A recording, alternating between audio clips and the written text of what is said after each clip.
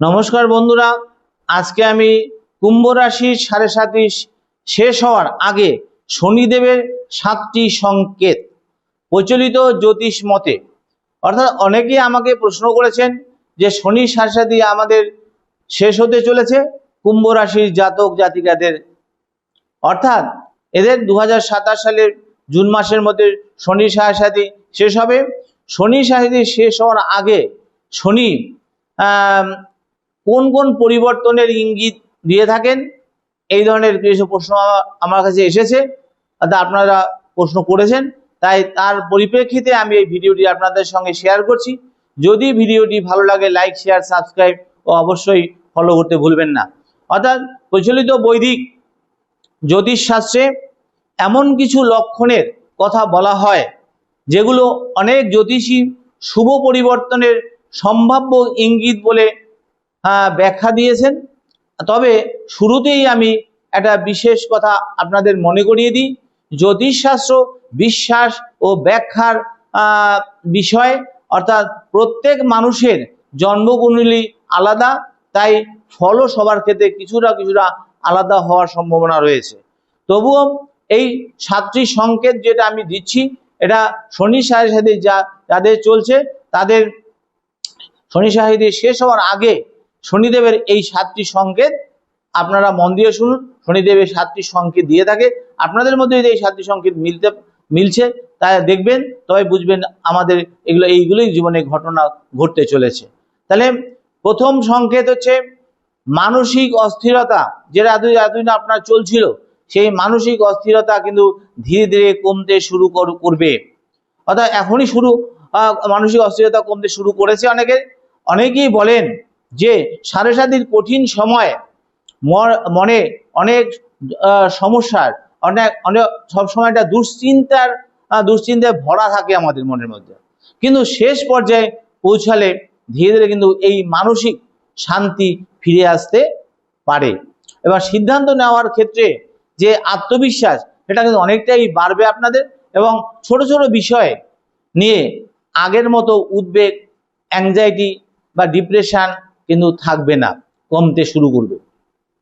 তাহলে প্রথম পয়েন্ট আমি বললাম কি, মানসিক অস্থিরতা ধীরে ধীরে কমতে শুরু করবে।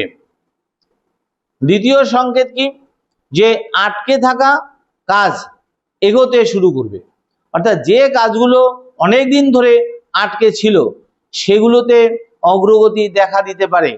চাকরি, ব্যবসা, পুরনো কোনো কাজ এবং গুরুত্বপূর্ণ কাজ এবং ব্যক্তিগত জীবনের যে কোনো গুরুত্বপূর্ণ কাজ, সেগুলো কিন্তু নতুন গতি পেতে পারে। পড়াশোনার ক্ষেত্রে কিন্তু অনেকটা অগ্রগতির ইঙ্গিত মিলতে পারে, এবং অনেক জ্যোতিষী এটিকে শুভ পরিবর্তনের একটি ইঙ্গিত হিসাবে মনে করেছেন। তৃতীয় পয়েন্ট হচ্ছে আর্থিক অবস্থার ধীরে ধীরে উন্নতি, অর্থাৎ হঠাৎ বিপুল অর্থ লাভ কিন্তু হবে না, কিন্তু বরং ধীরে ধীরে আয় ব্যয়ের যে ভারসাম্য সেটা কিন্তু তৈরি হতে পারে। আর অপ্রয়োজনীয় খরচ কমে আসা, পুরনো অর্থ ফিরে পাওয়া, পুরনো ঋণের অর্থ ফিরে পাওয়া, নতুন আয়ের সুযোগ তৈরি হওয়া, এসবকে অনেকেই ইতিবাচক লক্ষণ বলে মনে করে থাকেন। চতুর্থ পয়েন্ট হচ্ছে সম্পর্কের উন্নতি। দীর্ঘদিনের ভুল বোঝাবুঝি কমতে শুরু করতে পারে।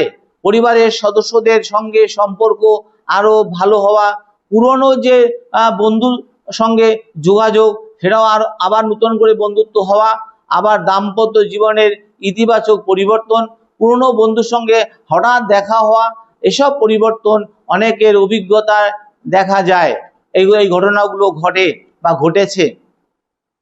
পঞ্চম পয়েন্ট হচ্ছে নিজের প্রতি নতুন বিশ্বাস, অর্থাৎ আত্মবিশ্বাস অনেকটা বেড়ে যাওয়া।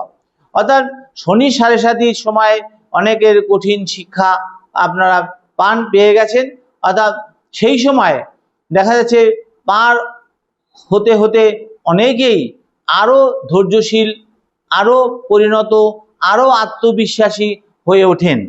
তাই নিজের লক্ষ্য সম্পর্কে স্পষ্ট ধারণা তৈরি হয়, এবং জীবনে নতুনভাবে এগিয়ে যাওয়ার যে ইচ্ছা সেটা অনেকটা জেগে ওঠে।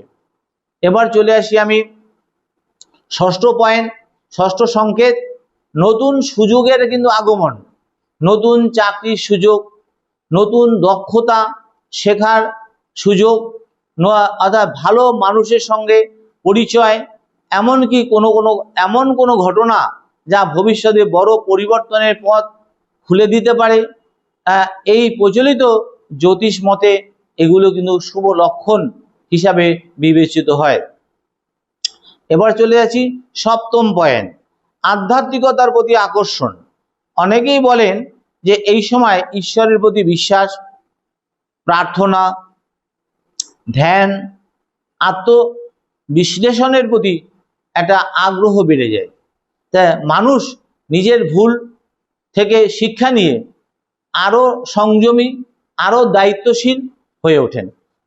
এছাড়া শনিদেবকে কর্ম ও ন্যায়ের প্রতীক হিসাবে তারা ধরে নেন এবং তাই আত্ম উন্নয়নের এই প্রবণতাকে শুভ বলে মনে করা হয়।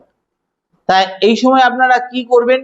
ধৈর্য ধরে নিজের কাজ করে এগিয়ে যান, সততার সঙ্গে নিজের কাজ নিজে এগিয়ে যান, অপ্রয়োজনীয় ঝুঁকি নেবেন না, শর্টকাটে কোনো কাজ করতে যাবেন না, অর্থ সঞ্চয়ের অভ্যাস করুন এবং পরিবারের সঙ্গে সুসম্পর্ক বজায় রাখুন।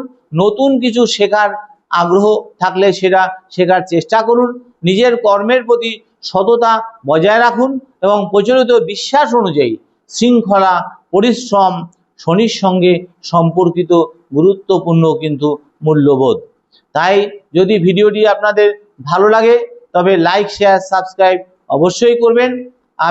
আমি ঈশ্বরের কাছে কামনা করি আপনারা সুস্থ থাকুন, ভালো থাকুন, এই বলে শেষ করলাম। নমস্কার।